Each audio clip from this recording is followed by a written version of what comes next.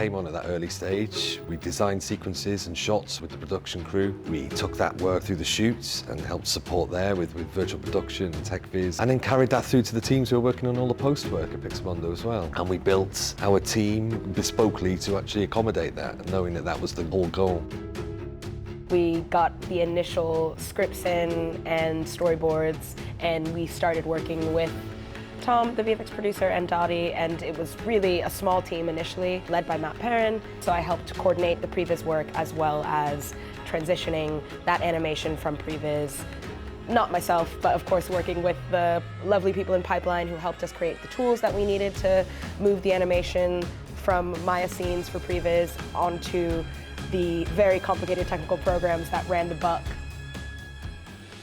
The Battle of Rook's Rest, it was a biggie. It was going to take up the whole team effort, several weeks or a few months in the end, ultimately, of design work. There's a huge crowd of effects, there's big environment shots, there's all this stuff, and then there's the dragons. And we had 3 dragons in this sequence. There's Sunfire, Melise, and Vega, and they're all very different. They're very different sizes, and that affects the performance that you put into them. Jane Wu was our storyboard artist, so she drew like fantastic storyboards, but they are from an animation background, so they're slightly a bit more fantasy than we'd want to go. There are certain liberties that you can take in storyboarding where you're expressing an idea on paper that don't really translate through to real physics and real size. So for example, sometimes the dragons are just too big or don't move fast enough or nimbly enough to get certain ideas, and then we would take an idea and we would open it up and evolve the choreography of that. We structured our team kind of almost a 50-50 split between dedicated Previz artists, guys who spend all their time thinking about shot design and story design and choreography, and dedicated animators from our Pixomondo animation department who are there to bring their deeper knowledge of the mechanics of how these dragons move, how they behave. Previz is the most creative part of the process. It's where you start with a blank page as opposed to like if you're doing finaling or you're animating a creature in a live action shot. The constraints are quite small. So getting finaling animators involved in Previz is like, it's such a creative part of the process.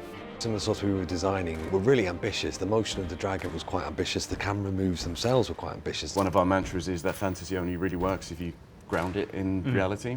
So if you come up with a camera language, a shooting language, and I was looking to things like Top Gun Maverick, where you have basically methodology-wise 2 types of cameras we wanted to establish, which was dragon-mounted camera for the coverage on people, or dragon-to-dragon. So it's like the camera operator would be on a dragon somewhere near the dragon. So you have some kind of a realism based to how you control your cinematography.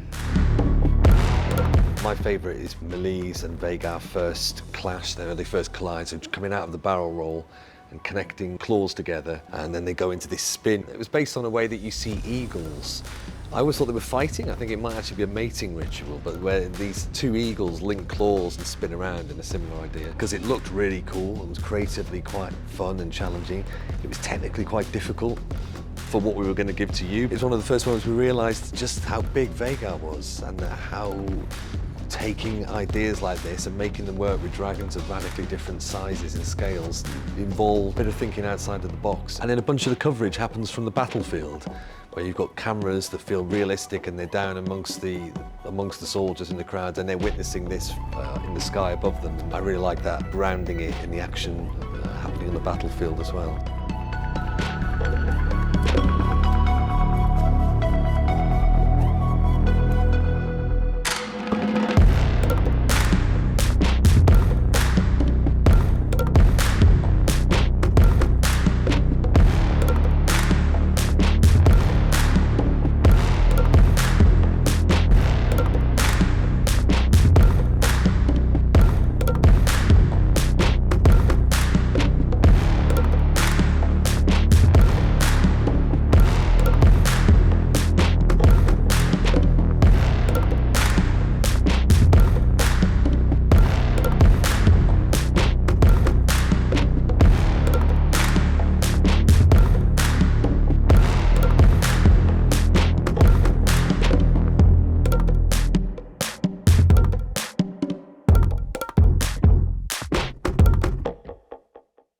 It's incredibly satisfying to see the final product and remember what those ideas looked like when they were just at the beginning, when they were a seed. I did shed a tear during the big sequence that we spent months and months and months working on. It felt like that sequence was in our lives for a long time. We went through all these stages of design through Previz, and then we went through the set, and now to see the final shot and remembering all those stages that went into it and kind of quite clearly seeing them still there in the final shot. Yeah, it's fantastic.